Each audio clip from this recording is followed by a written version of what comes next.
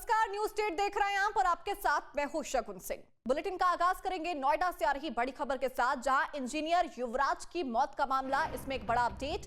दादरी विधायक तेजपाल नागर ने सीएम योगी आदित्यनाथ से मुलाकात की है। दोषी अधिकारियों पर सख्त कार्रवाई की मांग की गई है। सीएम योगी ने कड़ी कार्रवाई का आश्वासन भी दिया है। एसआईटी गठित करने के लिए सीएम का आभार उन्होंने जताया।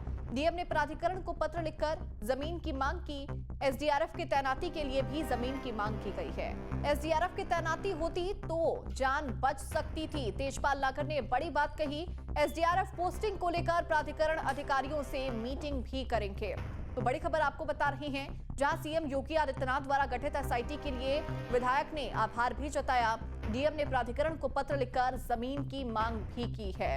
आपको बता दें, उन्होंने ये भी कहा कि एसडीआरएफ की तैनाती होती तो जान बच सकती थी। और ज्यादा जानकारी के साथ संवाददाता अमित चौधरी जुड़ गए हैं। अमित, ये बड़ी जानकारी, दादरी विधायक तेजपाल नागर ने सीएम योगी से मुलाकात की, क्या कुछ बातचीत दोनों के बीच में हुई?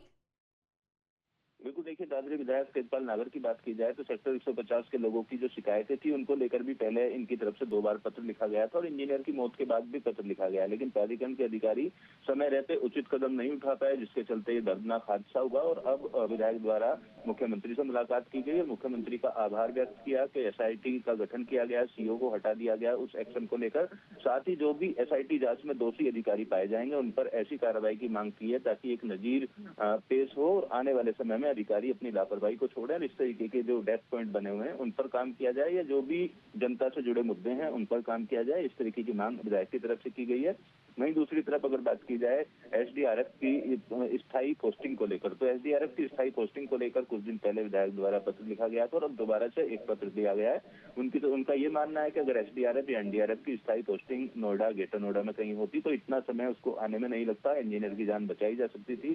गाजियाबाद से एसडीआरएफ को आने में 1 से 1.5 घंटे का वक्त लगा, कोहरे का समय था। अगर आसपास में एसडीआरएफ होती तो राहत और बचाव कार्य जल्दी शुरू किए जा सकते थे। तो उसको लेकर भी मुख्यमंत्री द्वारा डीएम को आदेश दिए गए और डीएम के द्वारा नोएडा, ग्रेटर नोएडा प्राधिकरण को पत्र लिखा गया और पत्र लिखने के बाद फोन पर भी बात की गई है कि जल्द से जल्द जो जमीन है वो उपलब्ध कराई जा सके ताकि एसडीआरएफ, एनडीआरएफ की स्थायी पोस्टिंग गौतम नगर में हो सके, क्योंकि इतने महंगे मकान और बड़ा इंफ्रास्ट्रक्चर है। एसडीआरएफ और एनडीआरएफ की स्थायी पोस्टिंग न होने के चलते कई बार हादसों के जगह पर देरी हो जाती है पहुंचने में और जो स्थानीय रेस्क्यू ऑपरेशन टीम है वो कई बार लाचार नजर आती है। जैसे इस पूरे मामले में भी किनारे पर तमाम राहत बचाव दल के लोग खड़े रहे, सीनियर अधिकारियों को जानकारी नहीं दी, एसआईटी की जांच में इस तरीके के तमाम पहलू सामने आए हैं। तो सरकार पूरी तरीके से सख्त इस पूरे मामले में दिखाई दे रही है और वहीं मुख्यमंत्री के निर्देश के बाद माना जा रहा है कि जल्दी एसडीआरएफ की भी तैनाती होगी और दोषी अधिकारियों पर भी सख्त कार्रवाई सरकार करेगी। इस तरीके का बयान एसडीआरएफ की स्थायी पोस्टिंग का आप यहाँ पर जिक्र कर रहे हैं, उनके मांग ये बाकायदा मुख्यमंत्री से की गई, जिसको लेकर आदेश भी दे दिया गया है। ये पूरा प्रोसेस कितने दिनों का होता है, कितना समय लगेगा एसडीआरएफ की स्थायी पोस्टिंग में? देखिए, एसडीआरएफ राज्य सरकार के अधीन काम करती है। अगर यहाँ पर इंफ्रास्ट्रक्चर या उसके रहने की जगह जितनी जल्दी नोएडा या ग्रेटर नोएडा प्राधिकरण उपलब्ध करा देते हैं, जितनी जल्दी रहने का उनकी व्यवस्था, उनके ऑफिस की व्यवस्था हो जाती है तो तुरंत पोस्टिंग कर दी जाएगी। अब सवाल केवल प्राधिकरण के ऊपर है कि ग्रेटर नोएडा प्राधिकरण जगह देगा, नोएडा प्राधिकरण जगह देगा या यमुना प्राधिकरण जगह देगा और वो कब तक जगह मिलेगी। सूत्रों के हवाले से जानकारी ये भी हमारे पास सामने आई है कि 2016 से जिलाधिकारियों के द्वारा जो अलग अलग समय पर रहे, कई बार पत्र लिखे गए यहाँ के प्राधिकरणों को, लेकिन उन्होंने उन पत्रों का संज्ञान नहीं लिया और अब इंजीनियर की मौत के बाद ये मामला दोबारा से उठा है। विधायक द्वारा मांग की गई है। अब प्राधिकरण से फिर दोबारा से इस पूरे मामले की बात की गई है, क्योंकि मुख्यमंत्री ने भी डीएम को कहा है, विधायक द्वारा मांग उठाई गई है, तो माना यही जा रहा है कि जल्द से जल्द प्राधिकरण जो है जगह उपलब्ध करा देगी ताकि एसडीआरएफ की तैनाती हो और ऐसी आपात स्थिति में तत्काल लोगों को राहत मिल सके, रेस्क्यू ऑपरेशन तुरंत चलाया जा सके। तो ये एक बेहद जरूरी चीज है। बढ़ते हुए शहर नोएडा, ग्रेटर नोएडा की बात की जाए तो निश्चित तौर पर पहले पत्र का संज्ञान लिया होता तो आज जो इंजीनियर युवराज की मौत हो गई वो स्थिति हमें देखने को नहीं मिलती। बहुत शुक्रिया अमित तमाम जानकारी साझा करने के लिए। तो देखिए, नोएडा के सेक्टर 150 में इंजीनियर युवराज की मौत के मामले में दादरी विधायक तेजपाल नागर ने मुख्यमंत्री योगी आदित्यनाथ से मुलाकात की, दोषी अधिकारियों पर सख्त कार्रवाई की भी मांग की।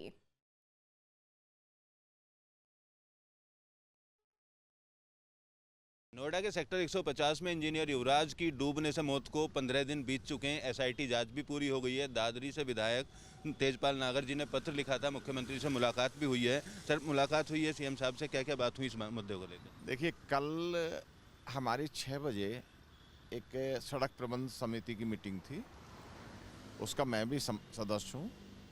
कल माननीय मुख्यमंत्री जी की अध्यक्षता में हम जो सदस्य थे सदस्यों की और जो अधिकारी थे उन अधिकारियों की एक मीटिंग हुई।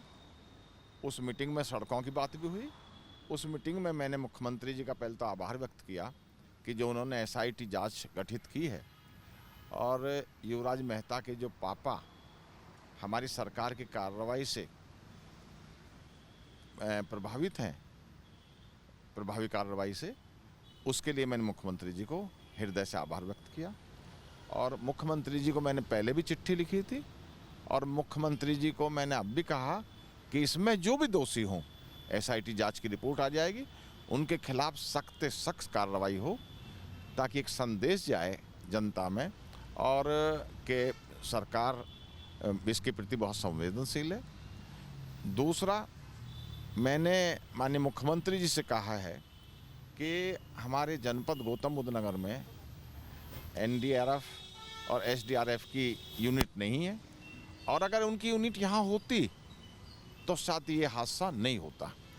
दूसरा, कोई युवराज मेहता न बन जाए, इसलिए माननीय मुख्यमंत्री जी ने उसकी ज़मीन के लिए, उसके गठन करने के लिए माननीय जिलाधिकारी को निर्देश दिए हैं और जिलाधिकारी महोदया ने एक तीनों अथॉरिटियों को एक चिट्ठी लिखी है उस ज़मीन को उपलब्ध कराने के लिए और उनसे फ़ोन पर बात की है।